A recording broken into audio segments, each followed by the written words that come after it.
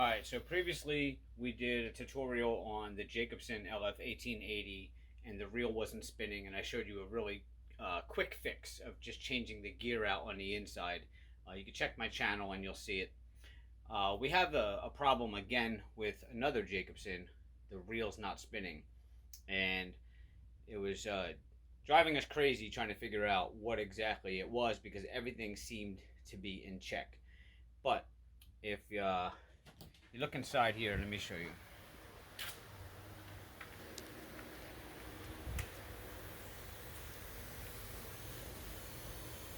Right there is the gear where your reel motor fits onto here. So if you come over here,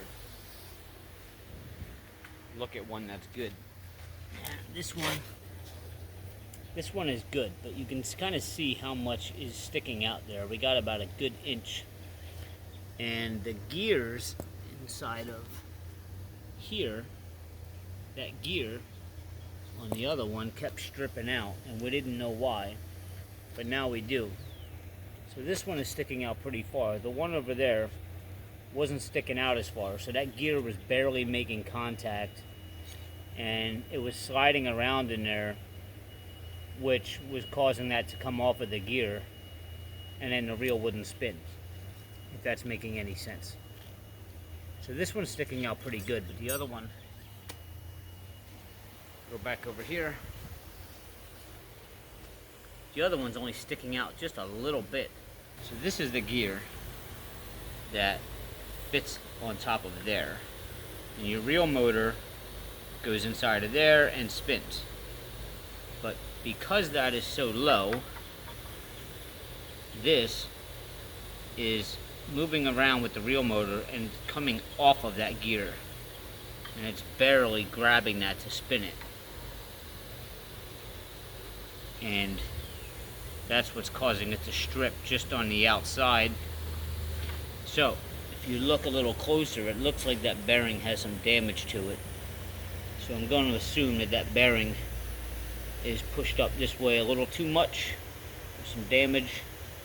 So we're going to replace that bearing, and hopefully that will expose some more of that gear for us, for these things to drop down a little bit farther on there and stop this reel from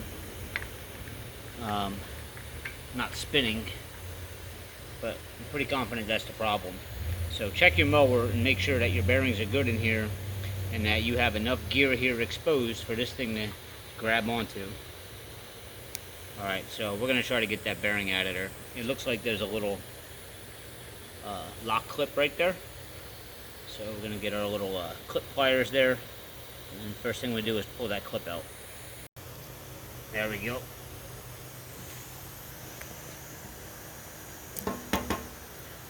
Alright. Now we can definitely see that bearing needs to come out of there. So I need to get this up on the bench. Alright, first thing you're going to want is a 1/2-inch wrench. Got 4 bolts right here.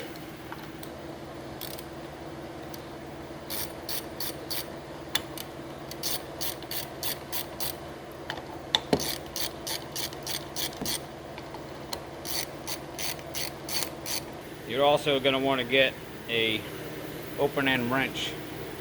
In the back there you can see the bolts. Kind of hold them bolts as you take these off.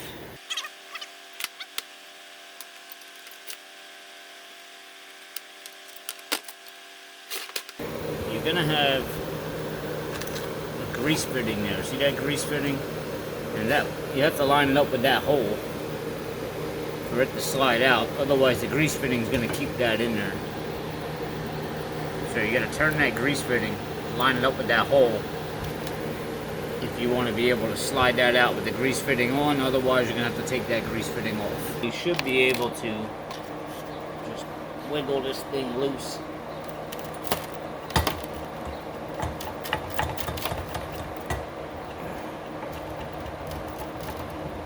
Come on.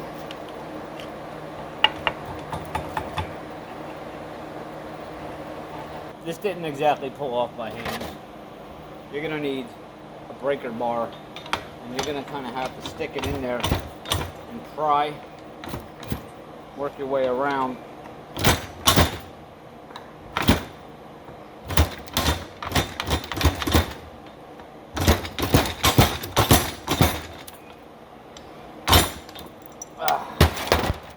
There it is.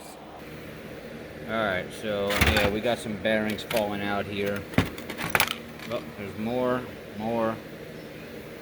So that was definitely the problem. That bearing was pretty shot and looked like it was jammed up a little farther. It wasn't recessed in as far as it was supposed to be.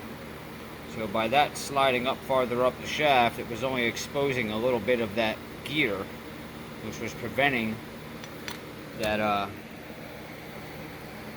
that other gear to recess down on there. So I've definitely seen better days. Look at that, huh? Alright, so this is going in the parts washer. We're going to get this cleaned up and try to get... I mean, there's a lot of damage right here too. This doesn't look right. Try to get this cleaned up and get a new bearing in there. We got this pretty cleaned up. We got a new bearing. And you can see the shaft here, which it's a little rounded off on the edge, but that's okay. What we needed was more of this shaft being exposed, because we only had a little bit being exposed because that bearing head came all the way up and was jammed there.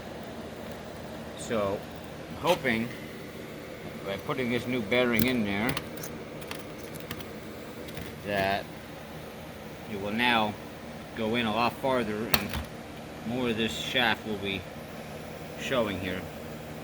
But I gotta put some grease in here first, and then we'll get back to that. Let's get that all nice and greased up in there. It does have a grease fitting, but it doesn't hurt.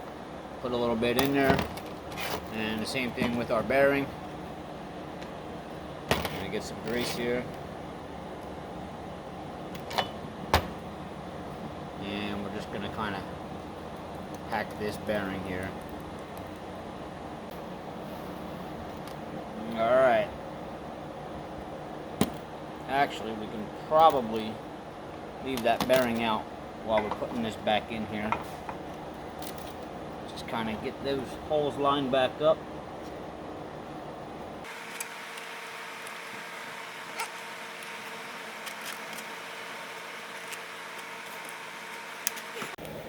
Alright, so after you get these bolts in here, don't forget your bolts on the back, or your nuts on the back. But this bearing probably is going to be a little tight going in, so here's my socket.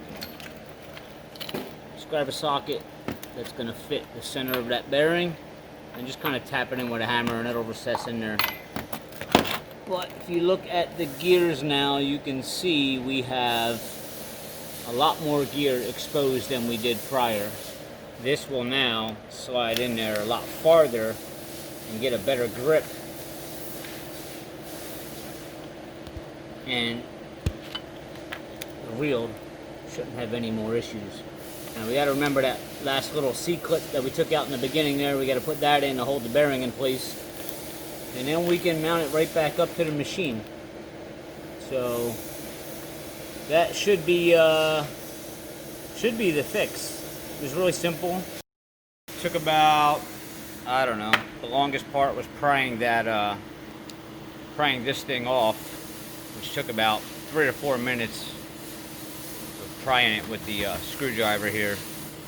But other than that, it was a pretty simple fix. So if I had to guess, start to finish, take you maybe 35-45 minutes. If you're having a problem with the LF1880 and the reel stops spinning, that's more than likely your issue right there. And if it's not, then it's just a matter of replacing this gear here, because sometimes these teeth strip out.